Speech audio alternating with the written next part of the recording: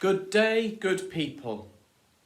This Sunday is called Good Shepherd Sunday because the Gospel reading is from chapter 10 of St. John's Gospel, where Jesus describes himself as the Good Shepherd.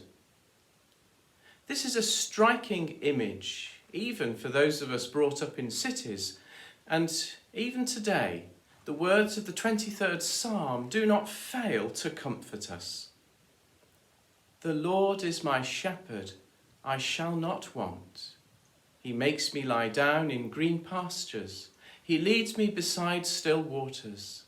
He restores my soul. He leads me in right paths for his name's sake. Even though I walk through the valley of the shadow of death, I fear no evil, for you are with me. Your rod and your staff, they comfort me.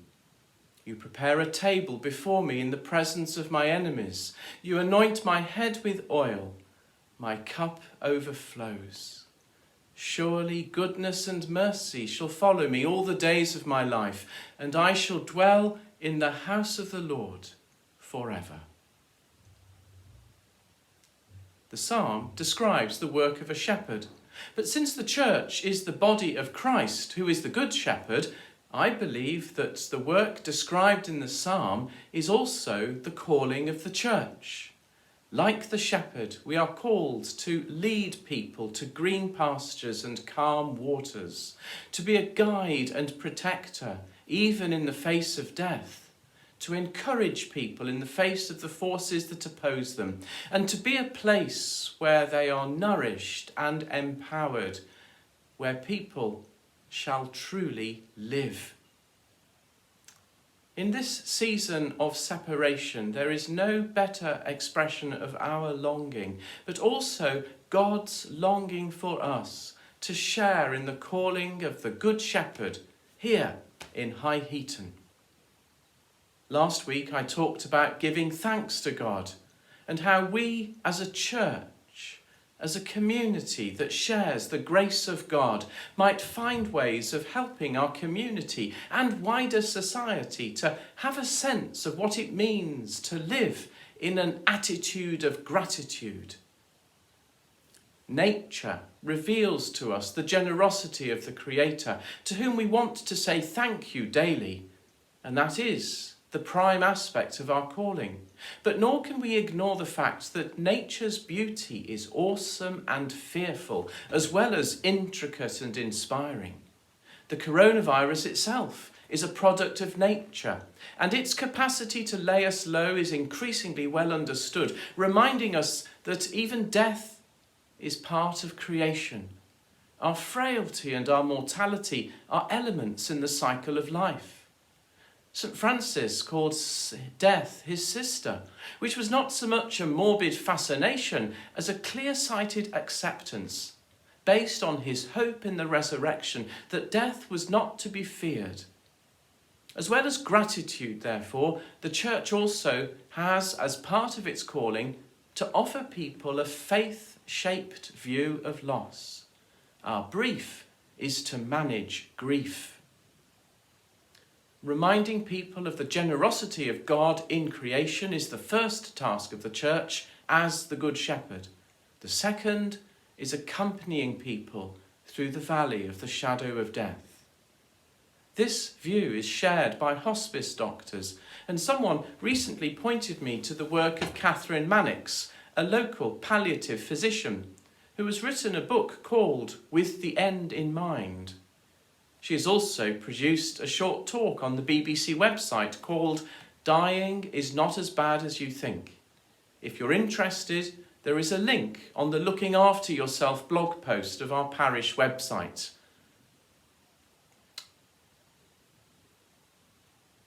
Accepting death does not mean a supine fatalism towards oblivion. Right now, we continue to do all that we can to ensure that the virus does not spread, and to ensure that our health and social care professionals have the equipment and means to provide the care that is needed.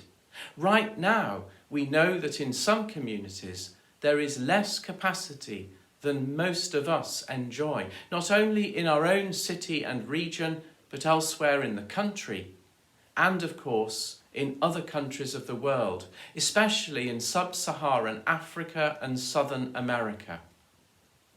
This is a subject for our prayers and also for our actions, if we can find ways of offering practical support. If circumstances permit, one way is to give money. And next week, I will have some news about how we propose to mark Christian Aid Week. Whilst we have had a difficult time, the COVID-19 pandemic threatens some of the world's poorest communities with much greater suffering.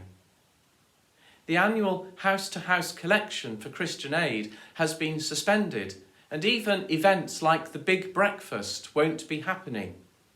But I hope you would be prepared to set aside some money for the work that Christian Aid is doing to support communities least able to support themselves, and perhaps demonstrate our faith in God, who offers life as it should be. In this way, we might express our gratitude and overcome our grief, and that is life in all its fullness, life as it should be. There is a beautiful hymn we sometimes sing at church by John Bell and Graham Maule called The Summons. I'll end by reciting the first and last verses, and you could add Amen if you'd like to make it your prayer.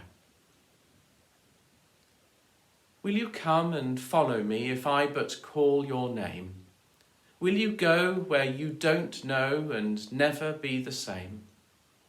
Will you let my love be shown? Will you let my name be known? Will you let my life be grown in you and you in me? Lord, your summons echoes true when you but call my name. Let me turn and follow you and never be the same. In your company I'll go where your love and footsteps show. Thus I'll move and live and grow in you, and you in me. This is the ministry of the Good Shepherd, and it is beautiful, to help people negotiate grace and grief, and he calls us to share in it. May you be blessed in your blessing of others.